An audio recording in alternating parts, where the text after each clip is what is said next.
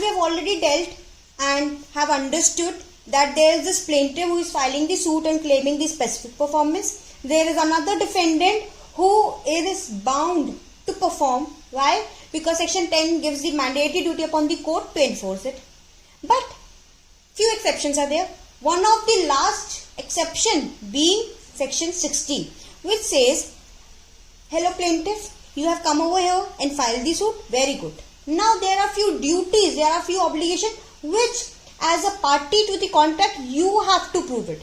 So now the burden of proving few things lies upon the plaintiff itself. He has to prove few things so as to let the other party be bound to perform it.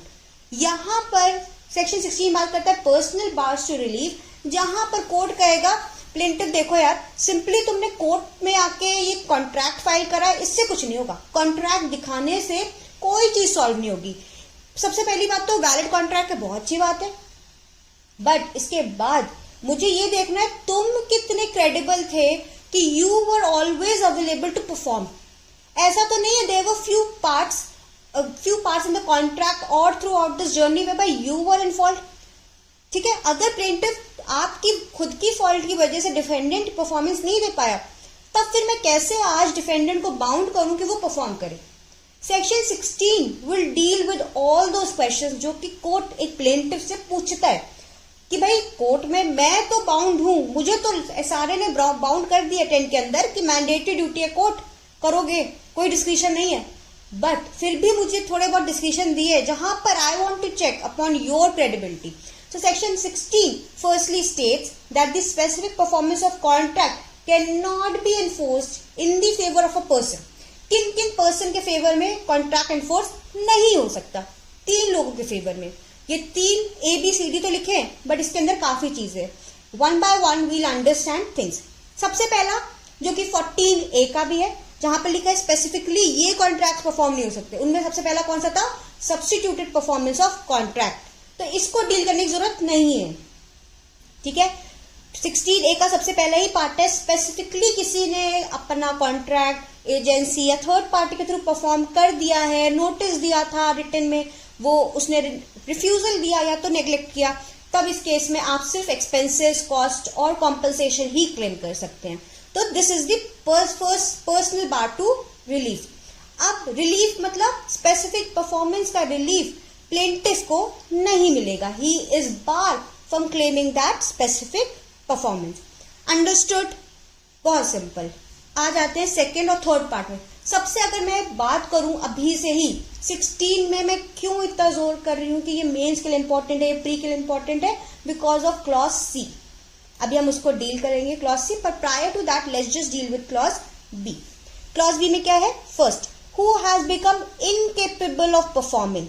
First part of 16B says any person who himself has become incapable of performance cannot make the other party bound to perform his part. For example, I have entered into a contract agreement with other party. What am I saying? We have entered into a contract agreement. नहीं, we have simply entered into a contract with the other party. अब over here I become unsound person. ठीक है, मैं unsound हो गई हूँ. अब इस सिनेरियो में मैं अनसाउंड हो गई थी, मान लेते 2 साल तक आई वाज अनसाउंड. अब 2 साल बाद जैसे ही मैं साउंड माइंड के मुझे याद आ रहा है मेरा तो कॉन्ट्रैक्ट था जो कि दूसरी पार्टी ने परफॉर्म नहीं किया, मैं तुरंत कोर्ट गई. तो कोर्ट कहेगा were you capable of performance? क्या आप केपेबल हो या थे? दोनों चीजें. क्या आज आप केपेबल हो परफॉर्मेंस के लिए, ये देखा जाएगा. आप खुद इनकेपेबल हो और आप कैसे कह सकते हो दूसरा बाउंड करे? Very logical. आप जज की कुर्सी में बैठे और आपके पास पार्टी आ रही कह रही कि जज साहब प्लीज इनको कहिए परफॉर्म करें, तो कहेगा जज पहले आपसे पूछेगा are you capable enough?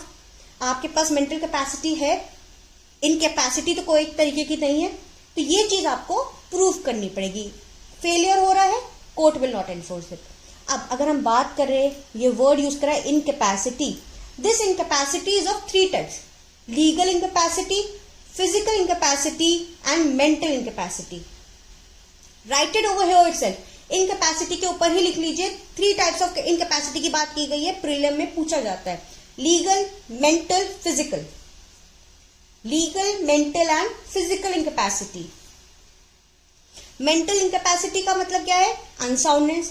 Physical incapacity का मतलब क्या है? जब मैं फिजिकली इनकेपेबल ऑफ परफॉर्मेंस हो गई हूँ, फील्ड वर्क है, मेरे लेग्स खराब हो गए, टेम्पररी नहीं परमानेंटली फ्रैक्चर हो गया है, परमानेंट कुछ चीजें हो गई है, डिसलोकेशन हो गया, उस सिनारियो में आई एम फिजिकली इनकेपेबल।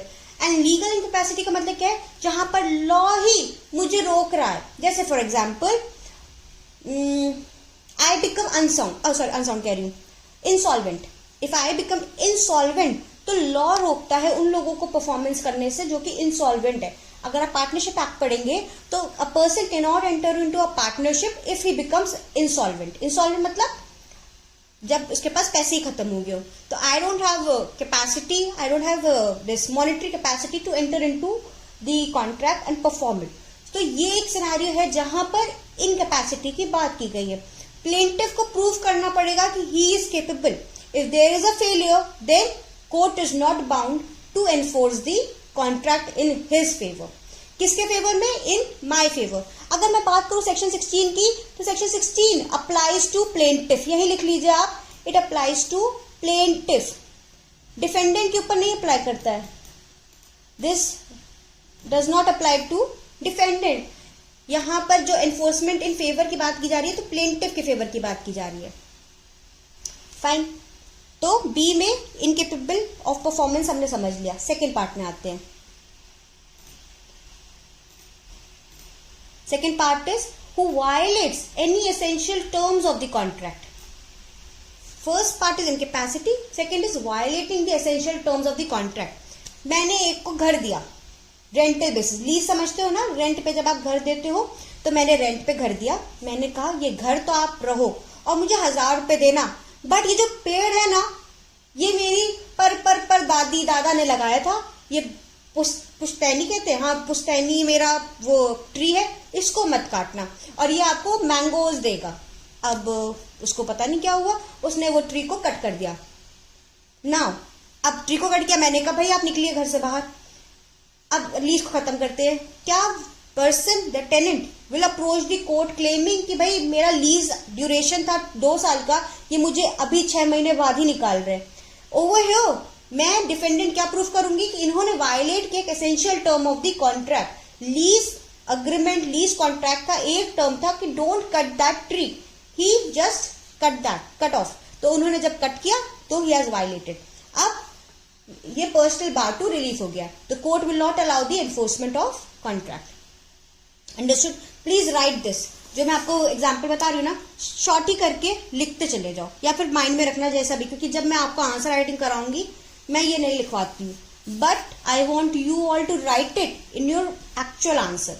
जब मैं आपको वो दूंगी ना, चलिए आज समय है, लगता है आज आपके पास एक मौका आ गया जहां पर आई will make you go head and will give you the answer for the same. मैं क्वेश्चन दूंगी, sorry, and you right the answer and submitted.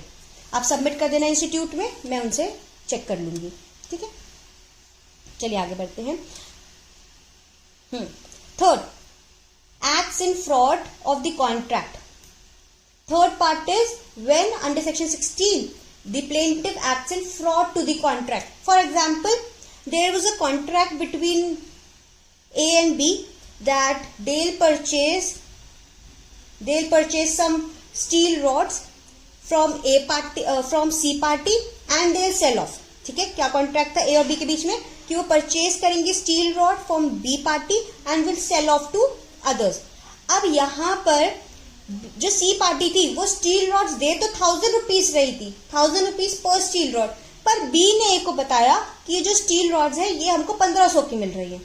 इस चीज से कि वो 1500 ए के अकाउंट से ले ले और जो 500 का डिफरेंस क्रिएट हो रहा है वो अपने पास रख ले। He is going ahead with the fraud. अब यहाँ पर ए अगर मना कर देता है परफॉर्मेंस से कि यार मैं तुझे 1500 रुपए नहीं दूंगा, अब बी कोर्ट में जाता है कि भाई एनफोर्स कराइए, पर कोर्ट को क्या प्रूफ करना है कि भाई I was not committing any fraud. अगर यहाँ पर डिफेंडेंट प्रूफ कर देता है समहाउ कि भाई ही वाज कमिटिंग फ्रॉड, तो यहाँ पर पर्सनल बार टू रिलीफ हो जाएगा। तो plaintiff has to make sure that he approaches the court with clean hands. This is one of the maxim which applies under section 16। I will make you write in your mains examination itself. ठीक है, तो incapacity, violating the essential terms, and third acting in fraud of the contract. Now, fourth is who willfully acts at variance with or in subversion of the relation intended to be established by the contract. Fourth कहता है जब कोई person willfully act खुद से अपनी इच्छा अनुसार ऐसा एक्ट कर रहा है जो कि एक जो रिलेशन स्टैब्लिश्ड हुआ है between the parties that itself is ended, ठीक है, that itself has been question. सबसे इजी एग्जांपल इसका एक चीज का है. मान लेते हैं टेनेंट, जब लैंडलॉर्ड ने टेनेंट को घर दिया, tenant knew at that time that the landlord is the owner of this property, but later on after few months he claimed the tenant as not the owner but some C person as the owner of the property. तो वो क्या कर रहा है? He is willfully acting variance, change कर रहा है ना रिलेशन, जो कि स्टैब्लिश रिलेशन उनके बीच का, जो उनको पता है कि he is the only landlord and he is the owner of this property, वो टाइटल को ही डिस्क्लेम कर रहा है. तो सेक्शन 16 का जो ये लास्ट फोर्थ पार्ट है, यहीं पर आप लिख लो disclaimer of title. Disclaimer of title.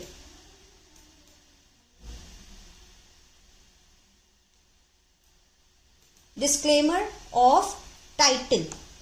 जब भी any party disclaims the established title of the other party, then the other party has a right to eject. ये हम कहाँ पढ़ेंगे? ये हम पढ़ेंगे लोकल लॉज में. रेंट कंट्रोल एक्ट जो स्टेट के हैं उसमें ये एक one of the ground of ejectment है. Landlord can always eject the tenant whenever he claims himself as the owner of the property or any other party as the owner of the property. ठीक है, तो ये एक example है disclaimer of title. कभी कभी section 16 में disclaimer of title ही पूछ लिया जाता है. Is this one of the ground? Remember this is one of the ground. अभी तक हमने 5 ग्राउंड्स किए हैं. एक, सब्स्टिट्यूटेड परफॉर्मेंस लेना, इनकेपेबल हो जाना, कोई वायलेट करना एसेंशियल टर्म्स को, फ्रॉड करना, या फिर विलफुली वेरिएंस में एक्ट करना as to the established relation. Understood? Now coming to 16C, most important for your mains. अगर आप देखें तो 16C के बाद जब जैसे सी का प्रोविजन स्टार्ट हो रहा है, प्रायर टू दैट आपको 3 दिख रहा है, that is one of the what citation. और यहां पर उसने लिखा है substituted by section 7.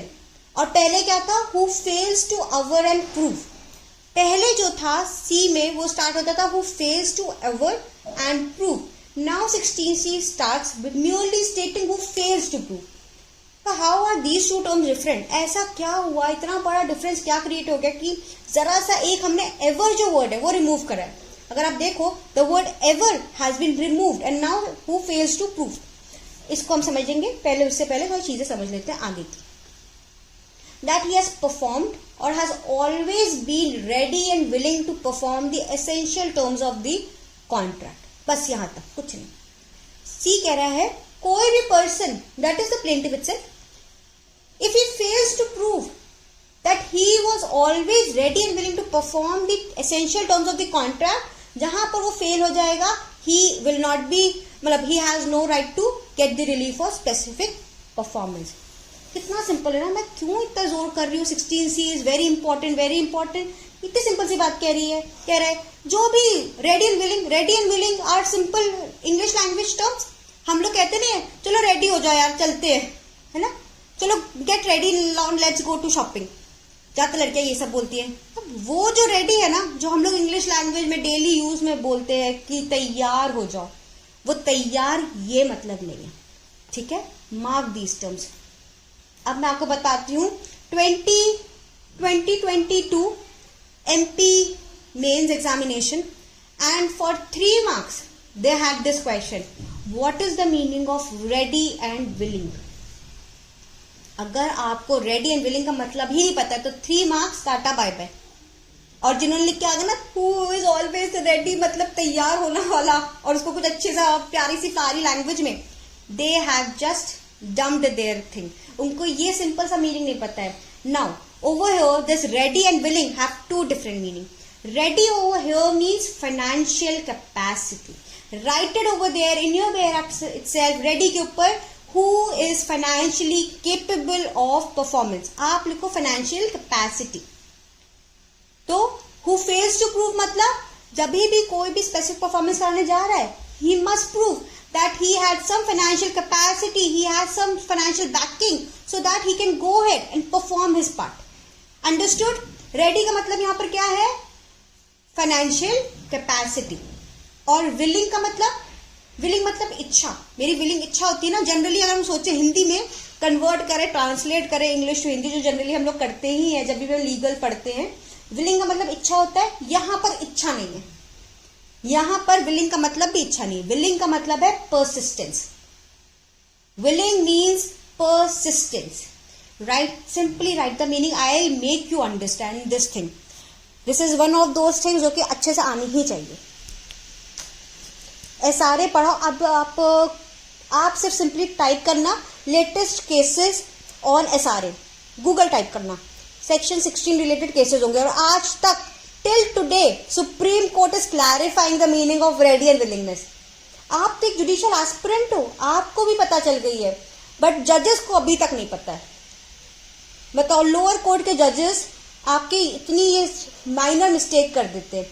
Supreme court तक जब वो अपील के थ्रू केस पहुंचता ना, सुप्रीम कोर्ट को क्लैरिफाई करना पड़ता है कि रुको यार, रेडी एंड विलिंग का मतलब ये है.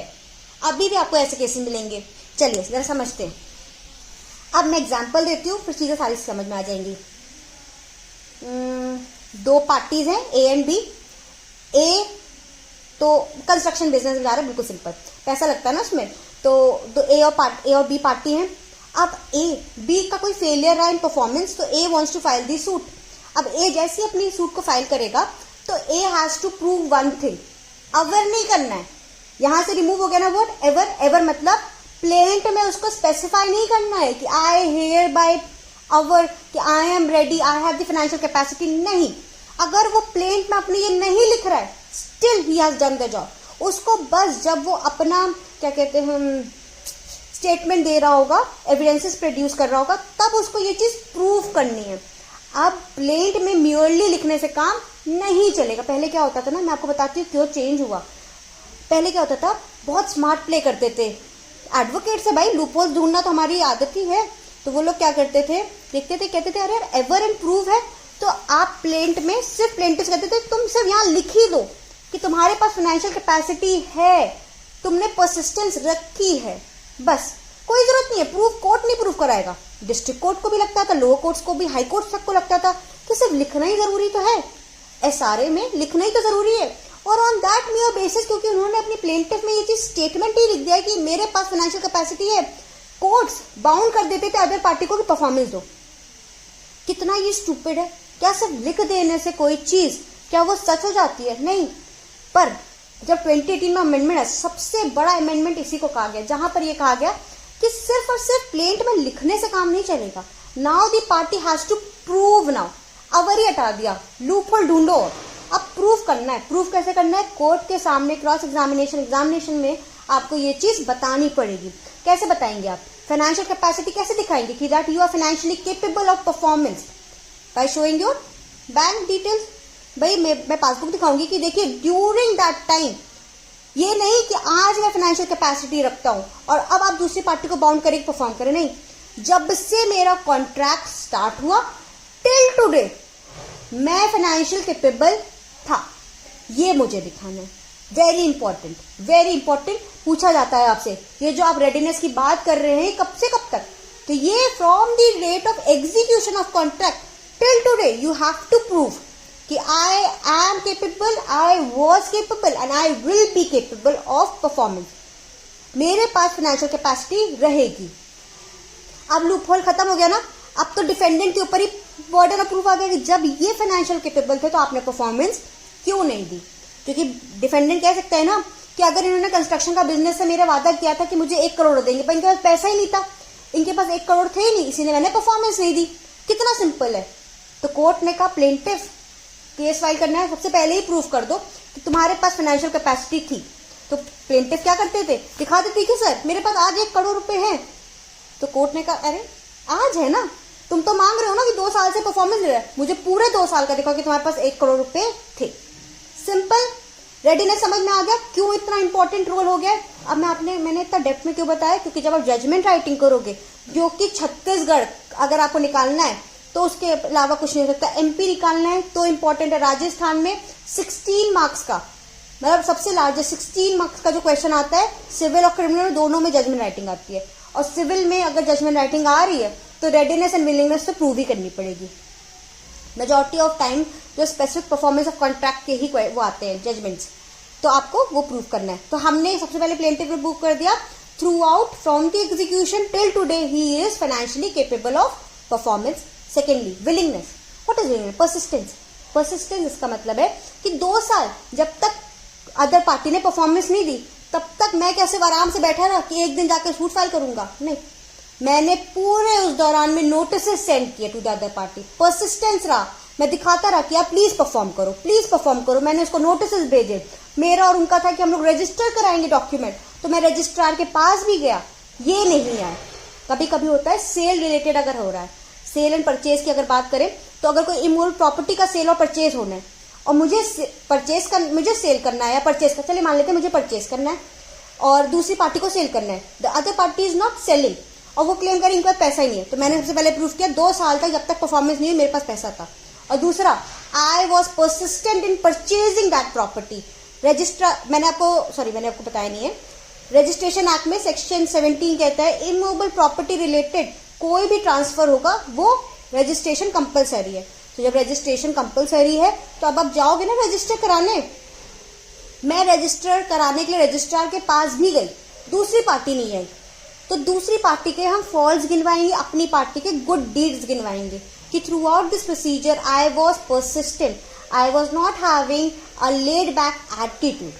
कोर्ट को ये देखना है कि आपका ड्यूरिंग द टाइम जब तक नॉन परफॉर्मेंस रही आप किस तरीके के रहे हो, आप ही के फॉल्ट तो नहीं है। Understood? Section 16C very important, whereby averment is not important. Even if you don't mention in your plain that you are ready and willing, hardly matters. What you need to prove in the court through your examination is your financial capacity and your persistence. And persistence will be shown by showing कि मैंने notices other party को day by day basis में या weekly basis में notices भेजे हैं, पर उनका कोई रिस्पॉन्ड आया नहीं। अगर आप ये चीज प्रूफ कर देते हैं तो बर्डन ऑफ प्रूफ किसके पास शिफ्ट हो जाएगा? Shifting of burden of proof to defendant, जहां पर उसको प्रूफ करना पड़ेगा क्यों उसने परफॉर्मेंस नहीं दी। और अगर वो फेलियर हो जाता है तो court will be bound to make the other party perform his part. Very simple, मस्त, बिल्कुल सिंपल और बहुत अच्छा लगा। अब जब मैंने बात की रेडीनेस की कि he is readiness, financial capacity दिखानी है, तो क्या उसको एक्चुअली मान लेते 1 करोड़ रुपए दिखाने थे कि 1 करोड़ रुपए उसके पास 2 साल तक रहे? डज ही वांट्स, मतलब will the court be bound कि आप वो 1 करोड़ रुपए कोर्ट में डिपॉजिट करो तभी माना जाएगा? कि आप सिंपली अगर अपनी बैंक डिटेल्स दिखा रहे हो जैसे पासबुक और ये सब, उससे भी काम चल जाएगा?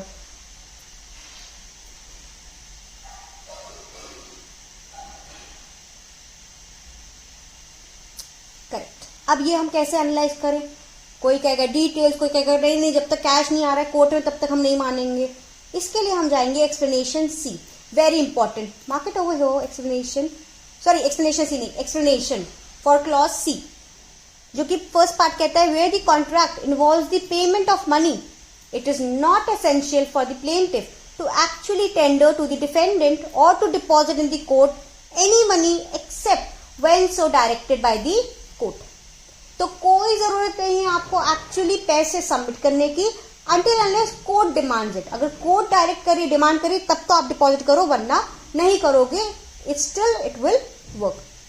And secondly, the plaintiff must prove performance of readiness and willingness to perform the contract according to its true construction. True construction मतलब according to the terms and conditions of the contract, he was ready and willing. अपनी इच्छा अनुसार नहीं, 1 करोड़ रुपए contract में पर मेरे पास हमेशा 50 लाख रुपए रेडी थे, नहीं, उससे मतलब नहीं है। 1 करोड़ मतलब 1 करोड़। परसिस्टेंस तो रेगुलर परसिस्टेंस, ऐसा नहीं एक दिन मैंने भेजा फिर मैं 1 साल बाद फिर से नोटिस भेज रही हूँ। रेगुलरली मतलब हर 2-3 महीने में हम भेज रहे हैं, जैसा भी आपकी नीड ऑफ द कॉन्ट्रैक्ट हो। अंडरस्टूड? अब जरा थोड़ा और चीजें समझ लेते हैं। अब जो मैं आपको बताने जा रही हूँ वो रीसेंट केस लॉ के थ्रू आया है। ये तो हो गया आपका बेयर प्रोविजन। अब रीसेंट केस लॉ में एक चीज कही गई थी, यहां पर कोर्ट कहता है, supreme court even it was reiterated by Karnataka high court and everybody, अभी भी 2025 में भी सुप्रीम कोर्ट ने यही चीज बोली है कि यहाँ जो आपको रेडीनेस एंड विलिंगनेस है ना, ये वन टाइम जॉब नहीं है कि एक बार आप किसी रोज रेडी एंड विलिंग थे, but it must be continuous in nature. So readiness and willingness must be proved in a continuous form and not as a one time job. ये मैं आपको बता रही हूँ थोड़ा सा इंटरप्रेट करके, ठीक है. must be continuously होना चाहिए. ये सुप्रीम कोर्ट के किस जजमेंट में था? UN Krishnamurthy versus AM Krishnamurthy. UN United Nation वाला, कृष्णमूर्ति वर्सेस AM, वो AM 12 AM वाला, टाइम वाला AM Krishnamurthy 2022.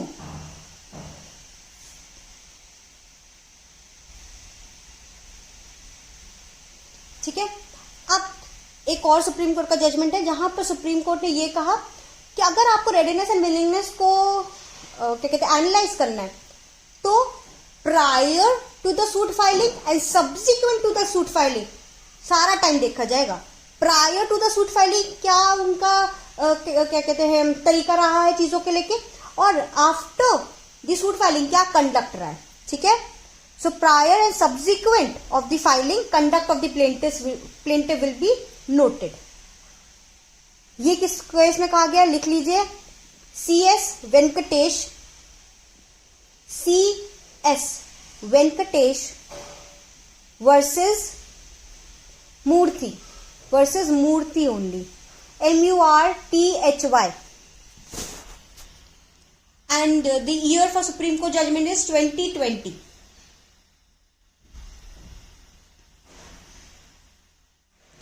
That for dealing with the readiness and willingness, conduct of the plaintiff prior and subsequent to the suit filing will be taken into consideration.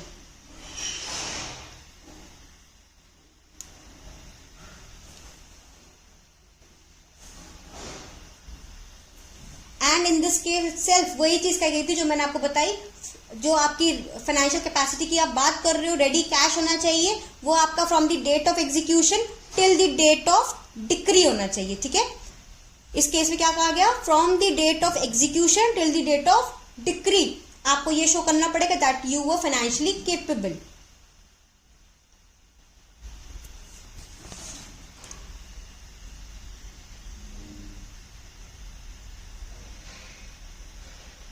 अब now just tell me one thing, whether simply the attorney, आपके lawyer, plaintiff के lawyer अगर सिर्फ ये claim करते हैं और plaintiff नहीं क्लेम कर रहा है, लॉयर क्लेम कर रहे हैं कि I was ready and willing, मतलब sorry the plaintiff was ready and willing to perform, क्या ये सफिशिएंट है या फिर प्लेंटिफ को एग्जामिनेशन करना ही पड़ेगा?